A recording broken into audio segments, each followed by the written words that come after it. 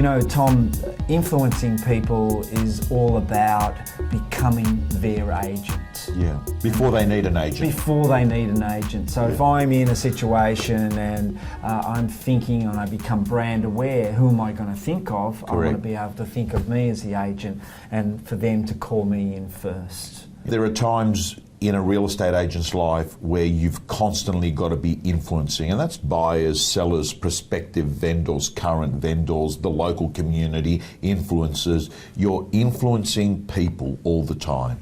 Absolutely. How do you feel about social media and posting? You know, I know some agents will post personal things. Yes. Right? What's the mix that you should use there?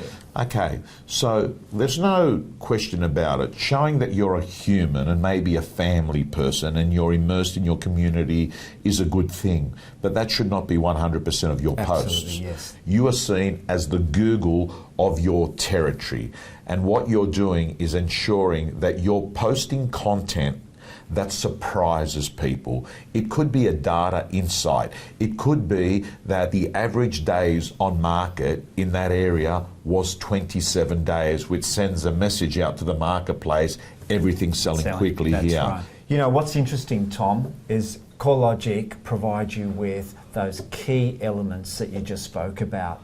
Let me show you 4 areas that you can use on a regular basis that you can rotate during the year to help you with content.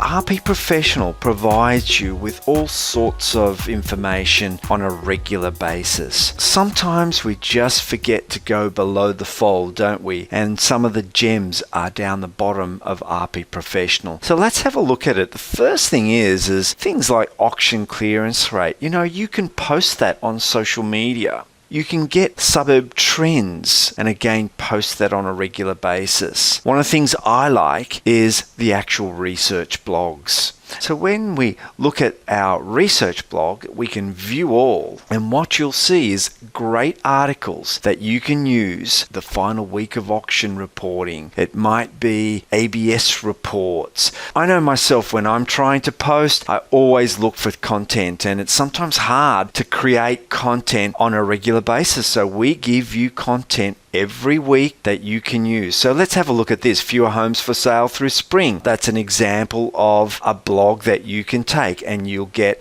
a nice narrative with a graph that you can use to provide you with content.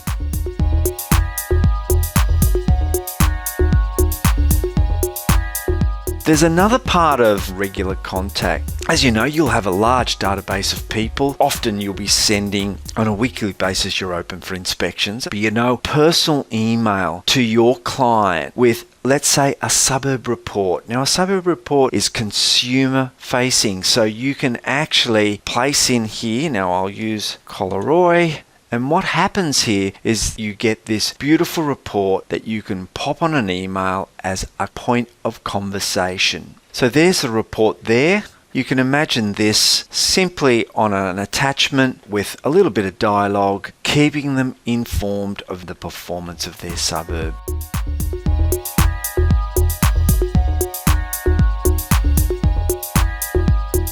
Now, we always have anniversaries, so I love to use the property report on an anniversary, checking in on how things are going. So I think we had 72 Anzac Parade in Collaroy. Generate the report. Now, this is a report that gives a little bit more detail around their property and how their property is performing. What a nice way as an icebreaker to be able to provide this report on an anniversary, and it gives you a reason to make the phone call and discuss the report. Now, each one of those reports is an excuse to drop a call in and say hello. What did they think of the report? Did they get it? Would they like to continue to get it? It gives you permission to continue with the report. So you can see here, it's actually a really nice report that provides some insights on their property, and it invites you to have a conversation again.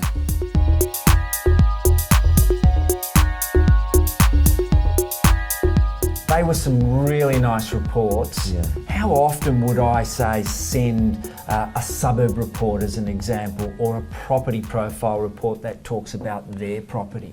Okay. The first thing I'll say is you've just eliminated any excuse for a real estate agent not having a reason to contact people. That's right. Now, if you're not the creator of the content, you can at least be the curator of the content. Yeah. Yep. So that's the first thing. The second thing is, how do you actually stay in contact with people without being a pain? And I think the best strategy is that, as I said earlier, if you can identify your A, Bs or Cs and your hot, mediums and cold, you simply know that if they're coming onto the market in the next 60 days, if you're not speaking to them and touching base regularly, your competitors are. So what are you doing with these people? You're making sure that every transaction that is listed or sold in their immediate area that's relevant, you are the person letting them know, right? You're the source of the information. Even if it's another agent's property, you're keeping them up to date with what's going on. So I think the right answer, Joey, is that the sooner they're coming onto the market, the more relevant and the more frequent you should be touching base with them. Joe, thank you. It's been an absolute pleasure co-hosting this wonderful series called Dig. And I look forward to working with you, and I look forward to having real estate agents become trusted advisors and moving into being evidence-based agents with data, helping clients make better decisions for their lives and for their families.